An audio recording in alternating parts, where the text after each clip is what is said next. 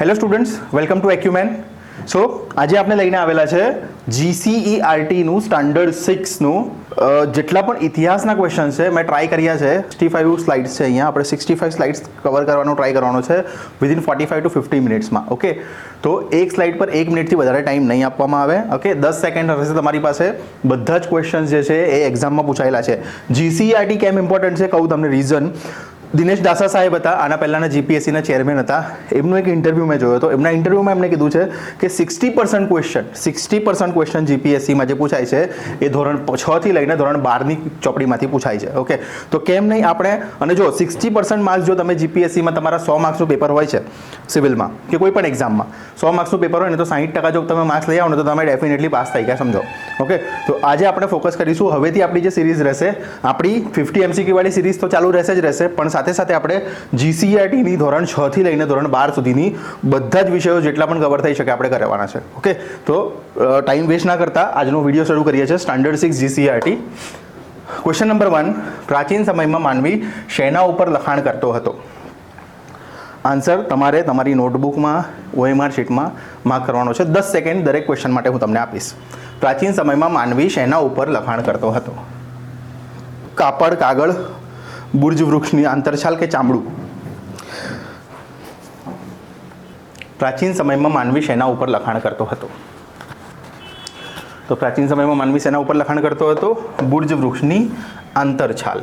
Okay, ઇતિહાસ માટે શું છે? તાડપત્ર અને ભોજપત્ર. ઓકે, પ્રાચીન સમયમાં માનવી લખાણ માટે તાડપત્ર કે ભોજપત્રનો ઉપયોગ કરતો હતો, જેને આપણે હસ્તપ્રત કહીએ છીએ. આ પણ તમને પૂછાઈ શકે છે કે તાડપત્ર કે ભોજપત્રને શું કહેવાય? તો હસ્તપ્રત કહીએ છીએ. ઓકે, તાડપત્ર એટલે તારના વૃક્ષના પર્ણ પર લખાયેલી હસ્તપ્રતો, અને ભોજપત્ર એટલે શું?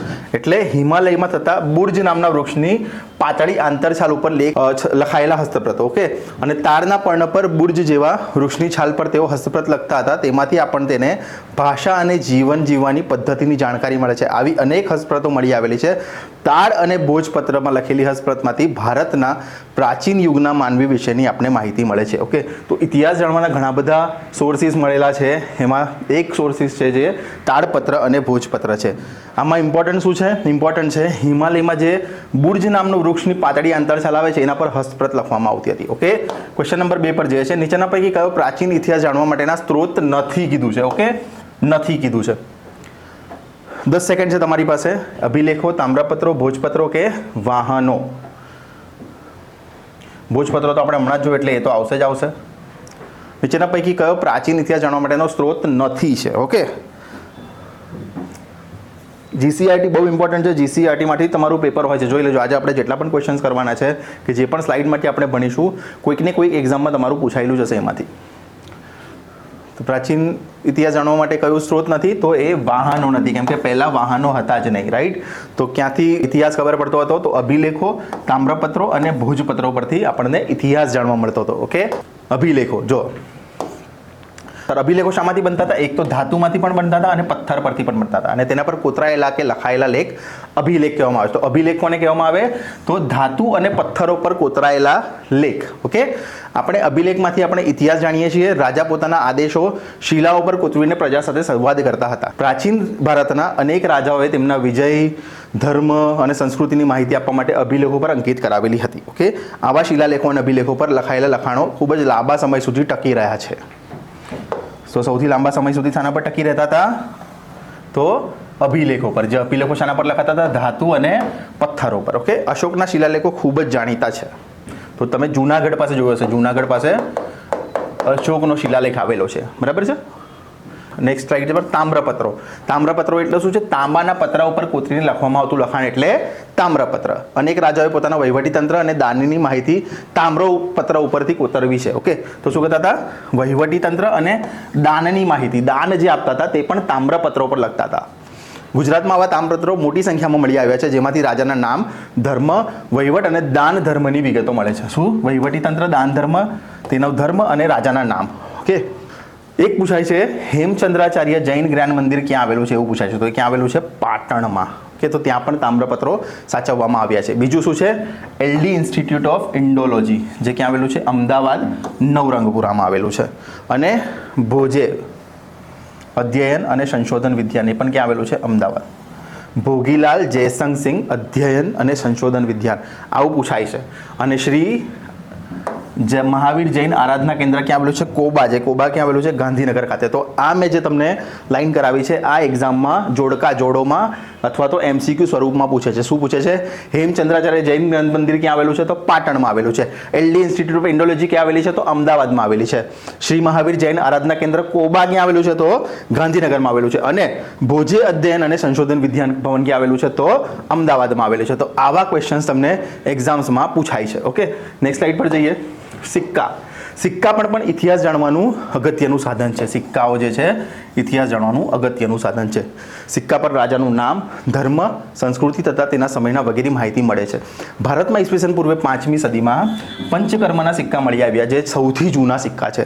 તો આવો ક્વેશ્ચન પૂછાય કે સૌથી જૂના સિક્કાઓ કયા છે ભારતમાં મળી આવેલા? તો તે ઈસવીસન પૂર્વેની 5મી સદીમાં મળેલા પંચકર્મ સિક્કાઓ. ઓકે, પંચમાર્ક નહીં, પંચમાર્ક સિક્કાઓ. ઓકે, ભારતમાં ઈસવીસન પૂર્વની 5મી સદીમાં પંચમાર્ક સિક્કાઓ મળી આવેલા જે સૌથી જૂના સિક્કાઓ છે. ઓકે, આ સિવાય ગ્રીક રાજાઓ, મૌર્ય અને ગુપ્તકાળના અનેક સોના ચાંદીના સિક્કા મળ્યા છે જે તેની રાજ્યની સામાજિક, ધાર્મિક, આર્થિક અને રાજકીય માહિતી આપે છે. ઓકે, સામાજિક, ધાર્મિક, રાજકીય માહિતી જે છે એ સિક્કાઓ પણ આપે છે. તમને ખબર હશે કે સમુદ્રગુપ્તનો જે સિક્કો મળ્યો હતો એના પર એને વીણા વગાડતો દર્શાવવામાં આવેલો હતો. ઓકે, અને સમુદ્રગુપ્તને શું કહેવાય છે? ભારતનો નેપોલિયન પણ કહેવામાં આવે છે. અને આ પંચમાર્ક સિક્કાઓ જે છે તેના વિશેની માહિતી છે. તો ધાતુના ટુકડાઓને છાપ ઉપર ઉપસાવવા બીબા મૂકી દબાણ આપી બનાવાતા સિક્કા એટલે પંચમાર્ક સિક્કાઓ. ઓકે, આવી રીતે પણ પૂછાઈ શકે છે કે ધાતુના ટુકડાઓને છાપ ઉપર ઉપસાવી બીબા મૂકવા દબાણ આપી બનાવતા સિક્કા એટલે કયા સિક્કા? તો એ આવશે પંચમાર્ક સિક્કાઓ. ઓકે, જોડકા જોડોનો એક ક્વેશ્ચન હતો. જોડકા જોડોમાં શું છે? તો આપણને ખબર છે કે બીસી એટલે શું છે? ઈસવીસન પૂર્વે. અને એડી એટલે ઈસવીસન. ઓકે, અને હમણાં જ આપણે જોયું કે ભોજપત્ર શાના પર લખાતા હતા? ભોજપત્રો એ લખાતા હતા બુર્જ નામના છાલની વૃક્ષ પર. ઓકે, અને અભિલેખો શાના પર લખાતા હતા? અભિલેખો લખાતા હતા પથ્થર કે ધાતુ પર કોતરાવેલું લખાણ. અને છેલ્લું તામ્રપત્રો તો એટલે તાંબાના પતરા ઉપર વિકસાવેલું લખાણ. ઓકે, તો આવી રીતે ઇતિહાસમાં તમને જોડકા જોડોનો ક્વેશ્ચન પૂછાય તો ગભરાયા વગર શાંતિથી વિચાર કરવાનો અને આવી રીતે તમારે આન્સર લખવાનો છે. ઓકે, 10 સેકન્ડ માટે આ સ્લાઇડ રાખીશ. જો તમારે ઇન્ફોર્મેશન નોંધવી હોય તો નોંધી લેજો, અથવા તો તમે સ્ટોપ કરીને પણ લખી શકો છો.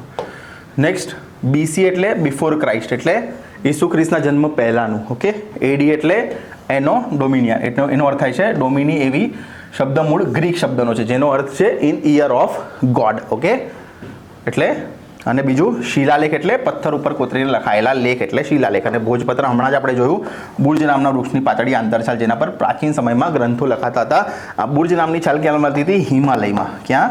હિમાલયના જંગલોમાં. ઓકે, નેક્સ્ટ ક્વેશ્ચન, ભીમબેટકા કયા રાજ્યમાં આવેલું છે? જીપીએસસીમાં ઘણી વખત આ પૂછાય છે ને ઇમ્પોર્ટન્ટ છે તમારી માટે. આ ક્વેશ્ચન પૂછાય તો હવે ખોટો પડવો જોઈએ નહીં, અને ચાન્સ છે કે એક્ઝામમાં પૂછાઈ શકે.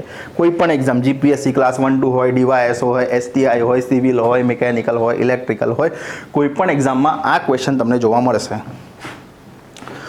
જોડકામાં કાં તો એમસીક્યુ બેઝ. તો ભીમબેટકા કયા રાજ્યમાં આવેલું છે? તો એ આવેલું છે ક્યાં? આપણા મધ્યપ્રદેશ રાજ્યમાં, જે ગુજરાતના બાજુમાં જ આવેલું છે. તો ગુજરાતના બાજુના પાડોશી રાજ્યો તમને પૂછે તો કયા આવશે? તો ઉપરની સાઈડ પર જોઈએ છે તો રાજસ્થાન, આ સાઈડ પર આપણે જોઈએ પૂર્વ સાઈડ પર થોડીક તો કે શું આવશે? મધ્યપ્રદેશ. અને નીચે શું? દક્ષિણ સાઈડ પર આપણે આવશે કોણ આવશે? મહારાષ્ટ્ર. ઓકે, તો આ 3 રાજ્યોથી આપણે ઘેરાયેલા છીએ અને આપણે ઉત્તર સાઈડ પર આવેલા છે. આપણા ગુજરાતને 1600 કિલોમીટર લાંબો જે છે એ દરિયા કિનારો આવેલો છે. અને આપણા ટોટલ કેટલા જિલ્લાઓ છે? 33 જિલ્લાઓ અને 252 તાલુકાઓ આવેલા છે. ઓકે, અને ગુજરાત રાજ્ય ક્યારે અસ્તિત્વમાં આવ્યું? તો એ અસ્તિત્વમાં આવ્યું 1/5/1960માં. ક્યારે આવ્યું? 1/5/1960. ગુજરાતના સૌ પ્રથમ શું પૂછે છે? રાજ્યપાલ પૂછે તો એ કોણ આવશે? મહેંદી નવાઝ જંગ. મહેંદી નવાઝ જંગ. ઓકે, બીજી ઇન્ફોર્મેશન ઇમ્પોર્ટન્ટ છે. તમને આ પૂછે છે કે મહેરગઢ ક્યાં આવેલું છે? તો એ હાલ પાકિસ્તાનમાં આવેલું છે. પછી કોલ્ડી હવા ક્યાં આવેલું છે? તો ઉત્તર પ્રદેશમાં. આ તમને જોડકા જોડોમાં પૂછાઈ શકે છે. ઓકે, મહાગઢ ક્યાં આવેલું છે? તો ઉત્તર પ્રદેશમાં. લાંધણજ ક્યાં આવેલું છે? તો ગુજરાતમાં. બુર્જહોમ અને ગુફા ક્રાલ ક્યાં? તો જમ્મુ કાશ્મીરમાં. અને ચિરાંદ નામની જગ્યા ક્યાં આવેલી છે? તો બિહારમાં. તો આવી રીતે ઇન્ફોર્મેશન તમને જોડકા જોડોમાં પૂછી શકે છે. તો મહેરગઢ પૂછાયેલું છે, હાલ જે પાકિસ્તાનમાં આવેલું છે, એ ઓલરેડી એક્ઝામમાં પૂછાઈ ગયેલું છે. કોલ્ડી હવા પણ પૂછાઈ ગયું છે, જે ઉત્તર પ્રદેશમાં છે. અને લાંધણજ જે છે એ ગુજરાતમાં આવેલું છે, આ પણ પૂછાઈ ગયેલું છે એક્ઝામમાં.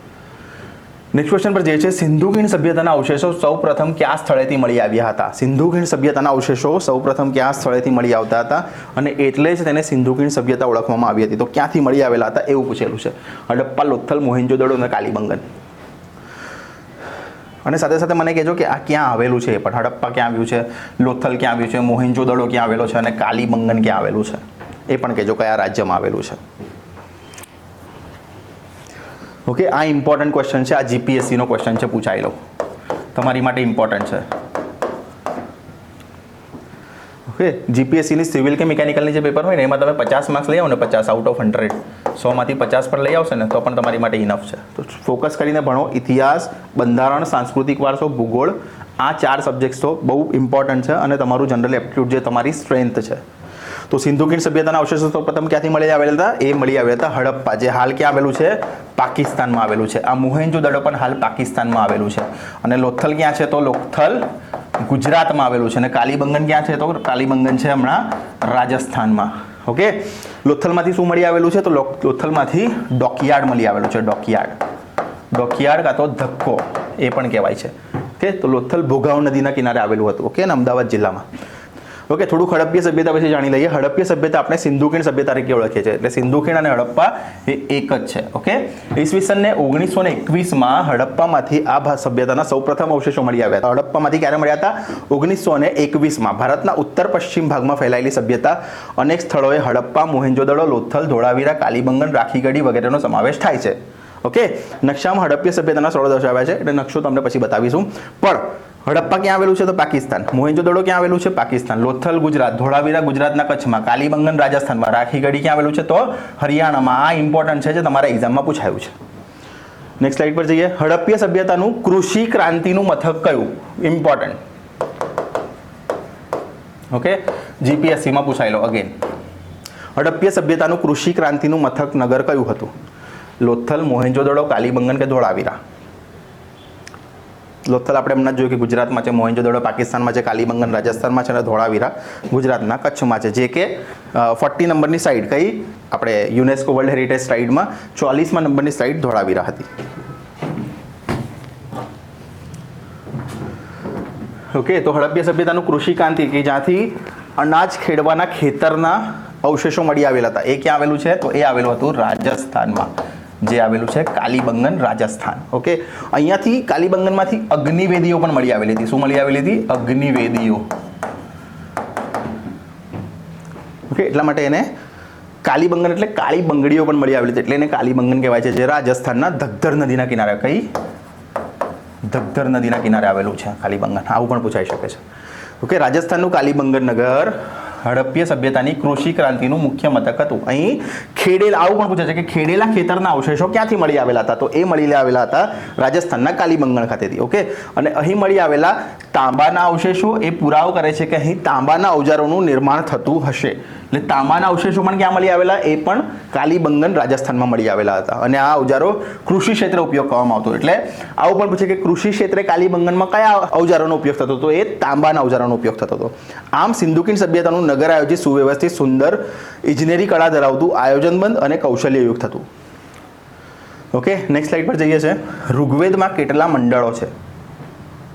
12, 15, 10 કે 4? ઋગ્વેદમાં સૌથી જૂનો વેદ પૂછાય તો કયો? ઋગ્વેદ. અને સામવેદને સંગીતની ગંગોત્રી કહેવાય. અને અથર્વવેદને જે અમુક લોકો વેદ તરીકે ગણતા નથી, એ પણ પૂછાયેલો એક ક્વેશ્ચન છે. ઋગ્વેદમાં કેટલા મંડળો આવેલા છે? તો ઋગ્વેદમાં ટોટલ 10 મંડળો આવેલા છે. ઓકે, 10 મંડળો આવેલા છે. ઇન્ફોર્મેશન જોઈએ. ઋગ્વેદ અને તેનું અધ્યયન. વેદ કેટલા છે? 4. ઋગ્વેદ, યજુર્વેદ, સામવેદ અને અથર્વવેદ. ઓકે, ઋગ્વેદ એ આપણો પ્રાચીનતમ ગ્રંથ છે. એટલે સૌપ્રથમ ગ્રંથ કયો હતો? તો એ ઋગ્વેદ હતો. ઓકે, જેમાં 10 મંડળો અને 1028 પ્રાર્થનાઓ, જેને સૂક્ત કહે છે, તેનો સમાવેશ થાય છે. ઋગ્વેદ એ પ્રાચીન જ્ઞાનનો ભંડાર છે. તે પ્રાચીન સંસ્કૃતિ કે વૈદિક સંસ્કૃતિ ભાષામાં લખાયેલ છે. ઋગ્વેદના માધ્યમથી આર્યોને રાજકીય, સામાજિક, આર્થિક અને ધાર્મિક જીવનનો પરિચય મળે છે. ઋગ્વેદથી શું મળે છે?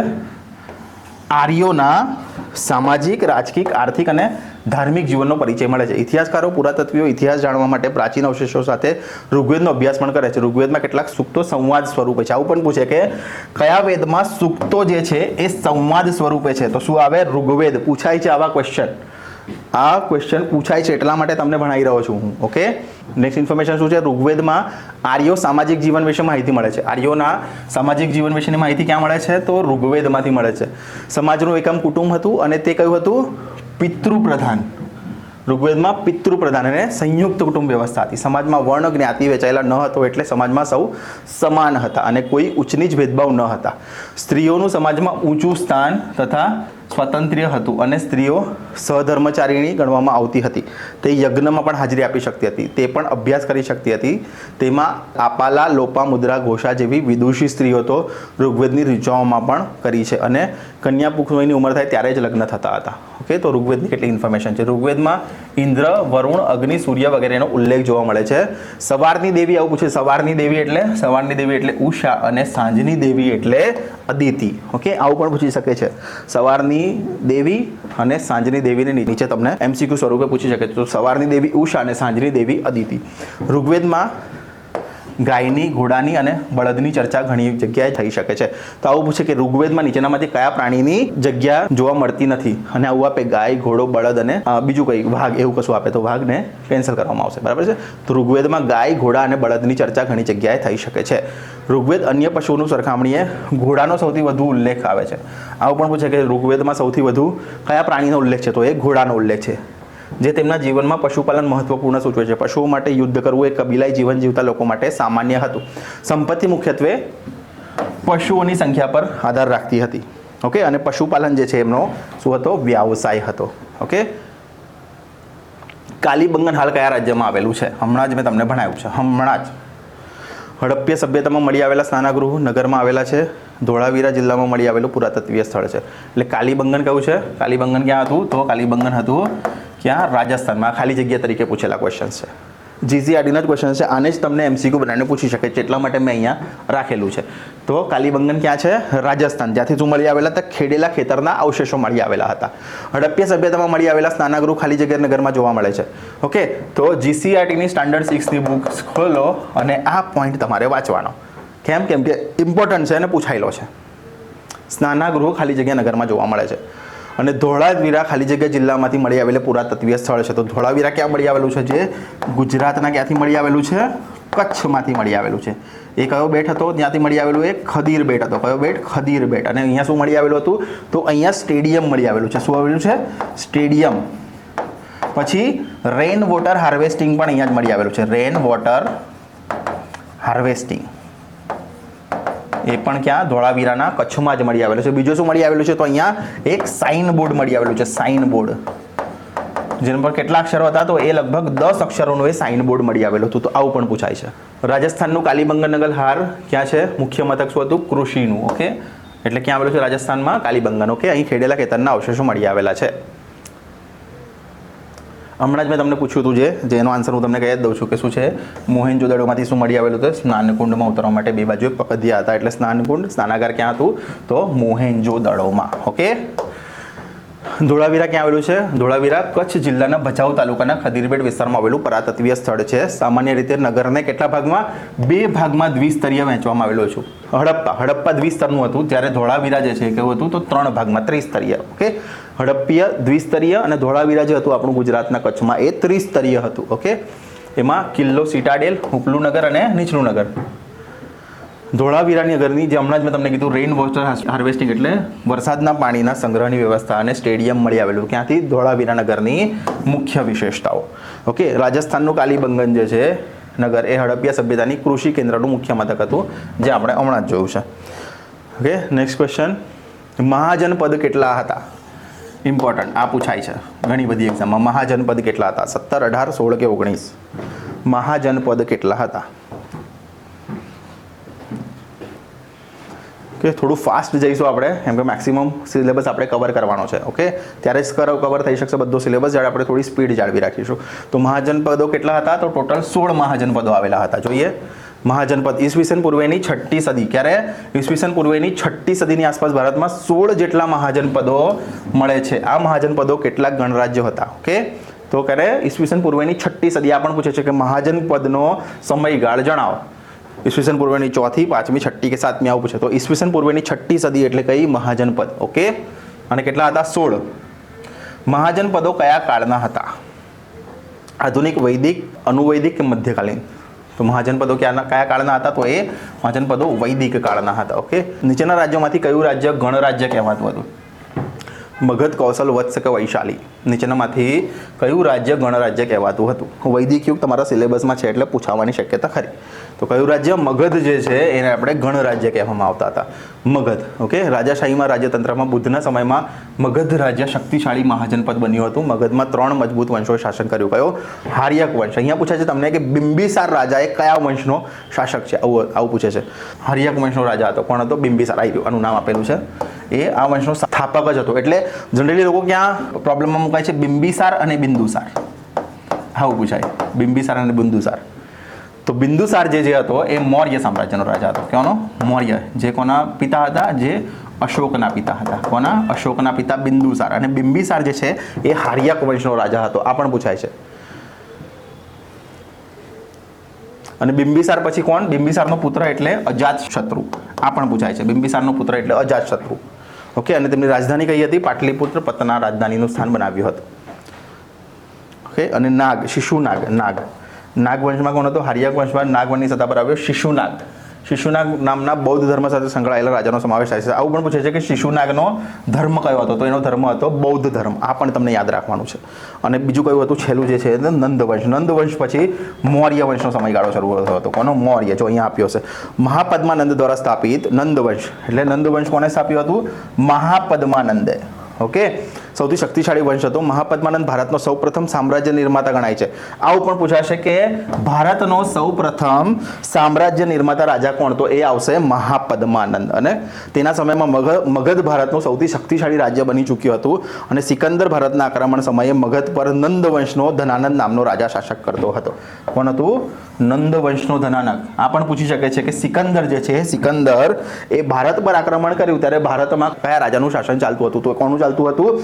નંદવંશનો જે રાજા છે, નંદવંશનો રાજા ધનાનંદ, તેનું શાસન ચાલતું હતું. ક્યારે? જ્યારે સિકંદરે ભારત પર આક્રમણ કર્યું ત્યારે. જોડકા જોડોનો ક્વેશ્ચન છે. ઓકે, તો આ જોડકા જોડોનો ક્વેશ્ચન માટે હું તમને એક રિક્વેસ્ટ કરીશ કે તમે આ એક સ્લાઇડ જોઈ લેજો, કેમ કે આ બહુ ઇમ્પોર્ટન્ટ છે.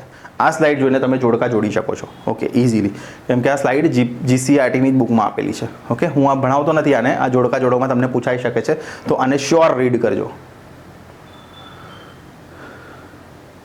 ગૌતમ બુદ્ધે સૌપ્રથમ ઉપદેશ ક્યાં આપ્યો હતો? એવું પૂછ્યું છે. ગૌતમ બુદ્ધે જે સૌપ્રથમ ઉપદેશ આપ્યો એ કઈ જગ્યા પર આપ્યો હતો? બોધિ ગયા, સારનાથ, કુશીનારા કે કપિલવસ્તુ?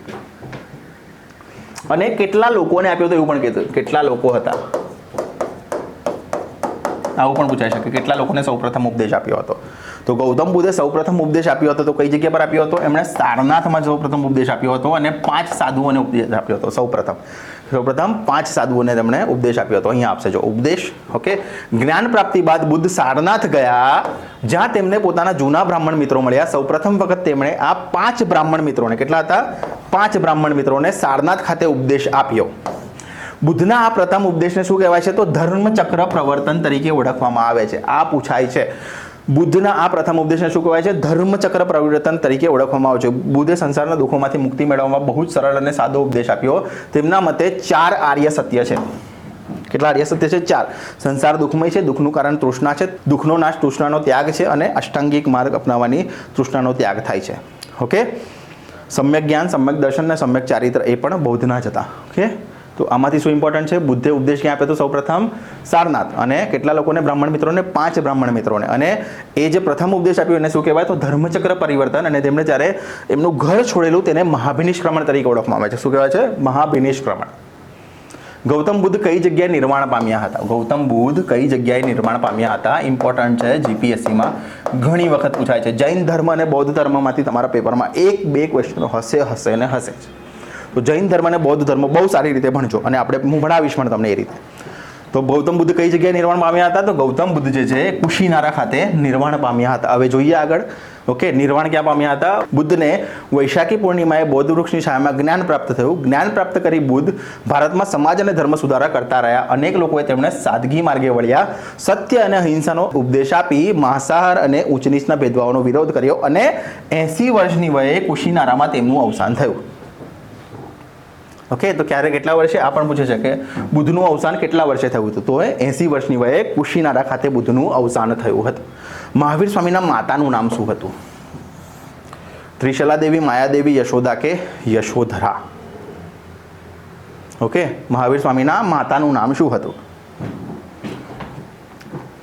શું હતું મહાવીર સ્વામીના માતાનું નામ? ત્રિશલા દેવી, માયાદેવી, યશોદા કે યશોધરા?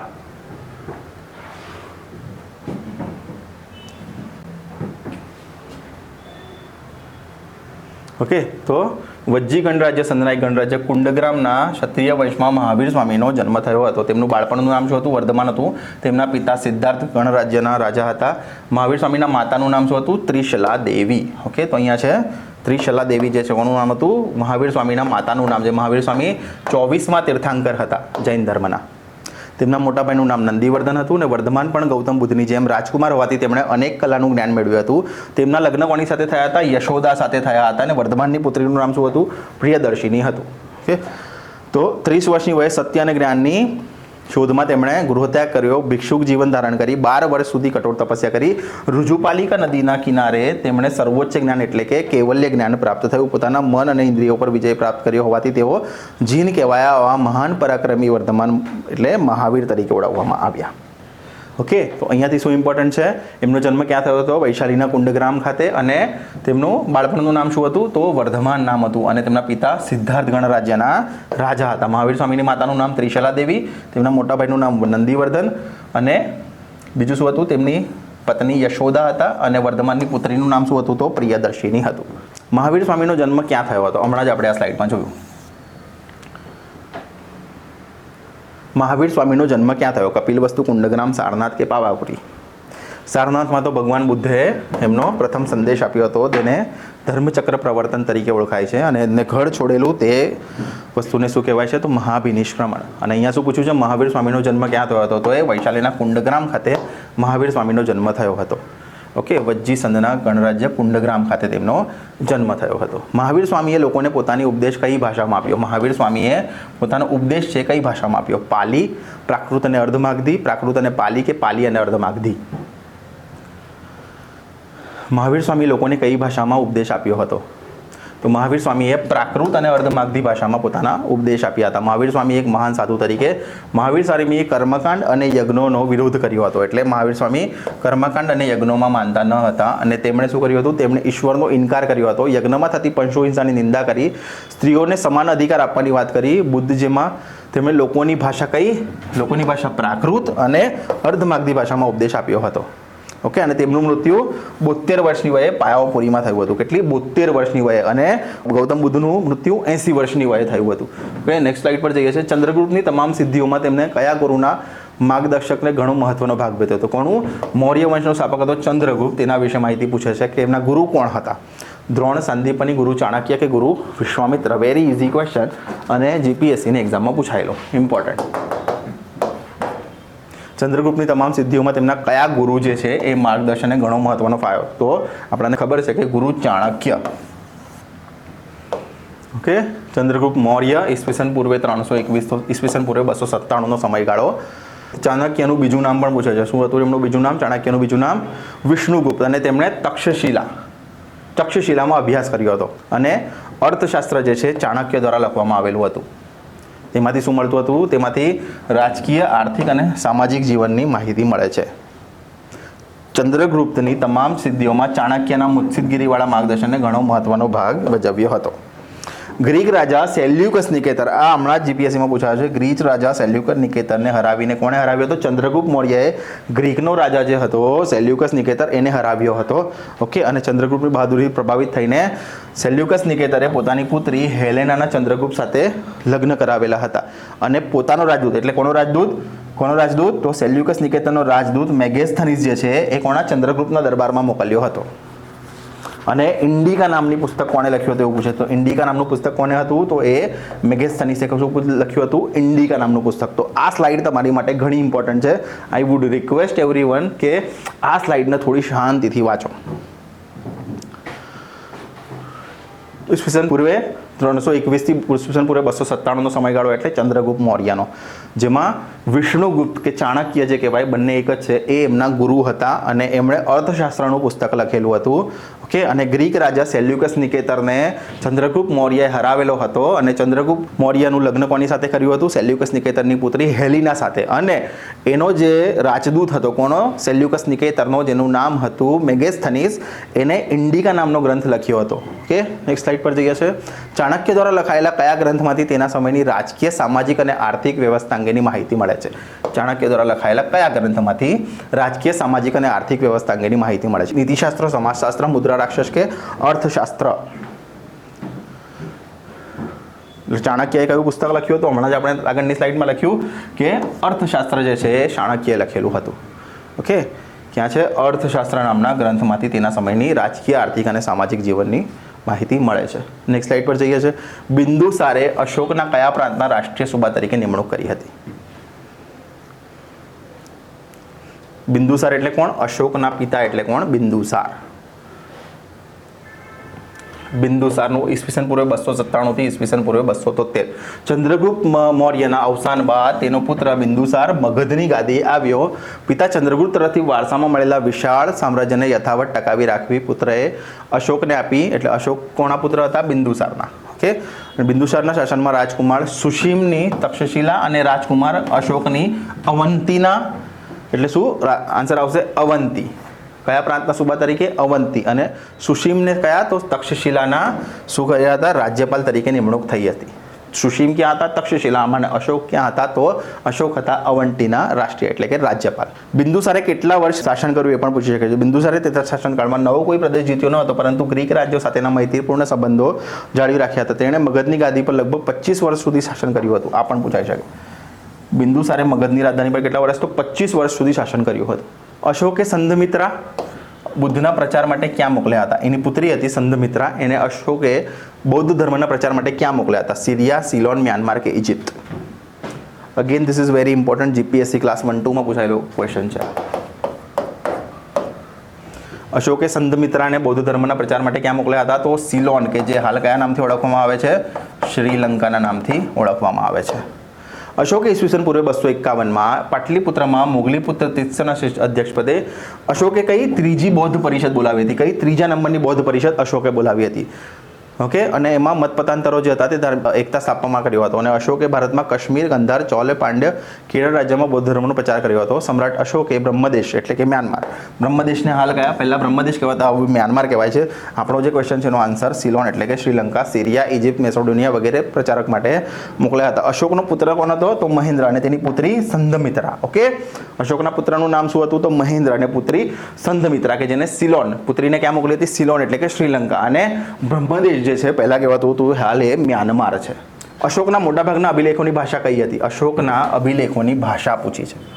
ઈરાની, પાલી, પ્રાકૃત કે બ્રાહ્મી?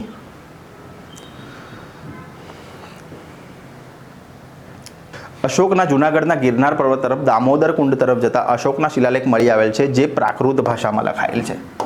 અશોકના જે શિલાલેખો છે કઈ? પ્રાકૃત ભાષામાં. આ શિલાલેખો 3 રાજ્યો લખે છે. કયા? રાજા મહોષોત્રપ રુદ્રદામાં, લેખમાં મૌર્ય રાજા ચંદ્રગુપ્તના રાષ્ટ્રીય પુત્ર પુષ્યગુપ્ત વિશેના નિર્માણની માહિતી, સુદર્શન તળાવ બનાવેલું છે તે, અને અશોકના રાષ્ટ્રીય યવનરાજ કોણ હતો? તો એ હતો તુષ્ફાક. આ પણ પૂછાશે તમને. ઓકે, નેક્સ્ટ સ્લાઇડ પર જઈએ. મેગેસ્થનીસ દ્વારા ઇન્ડિકા અને કલ્હણ દ્વારા મુદ્રા રાક્ષસની રચના કરવામાં આવી હતી. તો મેગેસ્થનીસ દ્વારા શું હતું? ઇન્ડિકા. બરાબર છે, તો એ રાઈટ છે. આ ખરા ખોટામાં પૂછેલું છે, ખરું અથવા ખોટુંમાં પૂછેલું છે. અને કલ્હણ દ્વારા મુદ્રા રાક્ષસ, તો કલ્હણ નતા તો કોણ હતા એ આપણે જોઈ લઈએ. ઓકે, અહીંયા છે તમને અર્થશાસ્ત્ર કોણે લખેલી હતી? અર્થશાસ્ત્ર કોણે?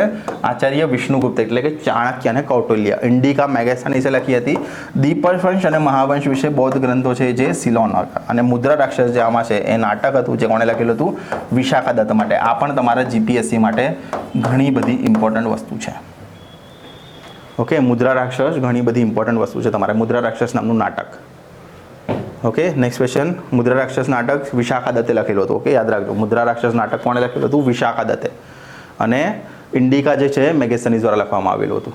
ઓકે, નીચેના વિધાનો ખરા છે કે ખોટા? એટલે મેગેથનીસ દ્વારા ઇન્ડિકા અને કલ્હણ દ્વારા મુદ્રા રાક્ષસ, તો મુદ્રા રાક્ષસ કલ્હણ દ્વારા નહોતું લખાયેલું હતું, પણ ઇન્ડિકા જે છે એ મેગેથનીસ દ્વારા લખાવવામાં આવેલું હતું. ઓકે, તો મુદ્રા રાક્ષસ કોના દ્વારા લખાવેલું હતું? મુદ્રા રાક્ષસ વિશાખા દત્ત. ધમ્મ મહામાત્રાનું કાર્ય જૈન ધર્મનો પ્રચાર કરી પ્રજાનું નૈતિક ધોરણ ઊંચું લાવવાનું છે. ચંદ્રગુપ્ત પોતાના અંતિમ શ્રવણ બેલગોલા ખાતે, તો એ સાચું છે. બિંદુસારના સમયમાં મગધ મૌર્ય સામ્રાજ્યમાંથી સ્વતંત્ર થઈ ગયું હતું? ના, કેમ કે બિંદુસારે 25 વર્ષ સુધી શાસન કર્યું હતું મગધમાં. અને અશોકે ઉપગુપ્તના ઉપદેશથી અનુસરીને બૌદ્ધ ધર્મ અંગીકાર કર્યો હતો, તો એ સાચું આવશે. થોડું ડિટેલમાં જોઈ લઈએ આને.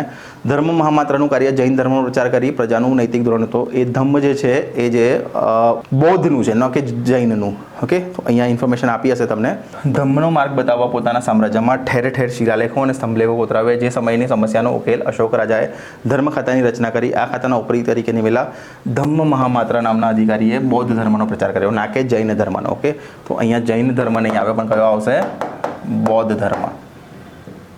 ચંદ્રગુપ્તે પોતાનો અંતિમ સમય શ્રમણ બેલગોળામાં વિતાવ્યો હતો. સાચી વાત છે. શું છે? ચંદ્રગુપ્તે તેનો જીવનનો અંતિમ સમય જૈન મુનિ ભદ્રભાવ સાથે મૈસૂર, જે હાલમાં કર્ણાટકના શ્રવણ બેલગોળા ખાતે વિતાવ્યો હતો. ઈસવીસન પૂર્વે 297માં તેનું મૃત્યુ પામ્યો. ચંદ્રગુપ્તે 24 વર્ષ શાસન કર્યું હતું અને છેલ્લા વર્ષો તેને જૈન ધર્મ અપનાવી જૈન પુરાણોના મળી આવેલા છે. એટલે ચંદ્રગુપ્ત મૌર્યએ કયો ધર્મ અપનાવેલો હતો? જૈન ધર્મ. અને તેણે 24 વર્ષ, અને બિંદુસાર કે જે તેનો પુત્ર હતો એને 25 વર્ષ સુધી મગધ પર શાસન કર્યું હતું. ક્યાં? મગધ પર, એટલે કે પાટલીપુત્ર. આ એક ઇમ્પોર્ટન્ટ છે. ભારતમાં મૌર્ય વંશની સ્થાપના પહેલાનો ઇતિહાસ એટલે આદ્ય ઇતિહાસ તરીકે ઓળખવામાં આવે છે. મૌર્ય યુગમાં ભારતમાં મૌર્ય શાસનની સ્થાપના પહેલાનો ઇતિહાસ એટલે કે આદ્ય ઇતિહાસ. આદ્ય ઇતિહાસ એટલે કયો? તો ભારતમાં મૌર્ય વંશની જે સ્થાપના થઈ ઈસવીસન પૂર્વે 321 થી એના પહેલાનો સમય એટલે કે આદ્ય ઇતિહાસ તરીકે ઓળખવામાં આવે છે. ચંદ્રગુપ્ત મૌર્યને કોણે મદદ કરી હતી? તો ચંદ્રગુપ્ત મૌર્ય દ્વારા વિષ્ણુગુપ્તની ચાણક્યની મદદથી સ્થાપવામાં આવેલું મૌર્ય સામ્રાજ્ય ભારતનું પ્રથમ ઐતિહાસિક સામ્રાજ્ય ગણવામાં આવે છે. બિંદુસારના સમયમાં મગધ મૌર્ય સામ્રાજ્યમાંથી સ્વતંત્ર થઈ ગયું હતું. એ ખોટી વસ્તુ છે. કેમ? કેમ કે 25 વર્ષ સુધી તેમણે મગધની ગાદીએ 25 વર્ષ સુધી શાસન કર્યું હતું. Okay, next question. અશોકે ઉપગુપ્તના ઉપદેશથી અનુસરીને બૌદ્ધ ધર્મ અંગીકાર કર્યો હતો. તો અહીંયા છે બૌદ્ધ ધર્મ અંગીકાર કરી અશોક રાજદ્વારી પુરુષમાંથી ધર્માનુગારી બન્યો. અહીંયા ઇમ્પોર્ટન્ટ શું છે? તો અહીંયા ઇમ્પોર્ટન્ટ છે તમારે ઈસવીસન પૂર્વે 261માં કલિંગના રાજા જયંત સામે યુદ્ધ જાહેર કર્યું. કલિંગનો તે સમયનો રાજા કોણ હતો? કલિંગનું યુદ્ધ કોના સમયમાં થયું હતું એવું પણ પૂછે. તો કયાના સમયમાં? અશોકના સમયમાં, ઈસવીસન પૂર્વે 261. એ કયા રાજાની સામે થયું હતું? તો કલિંગના રાજા હતો Jayant. Very very important. Okay, તો બીજું શું છે ઇમ્પોર્ટન્ટ આમાંથી? અને અશોકનું છેલ્લું યુદ્ધ પણ કલિંગનું યુદ્ધ હતું. કલિંગનું યુદ્ધ તેના જીવનનું અંતિમ યુદ્ધ બન્યું હતું.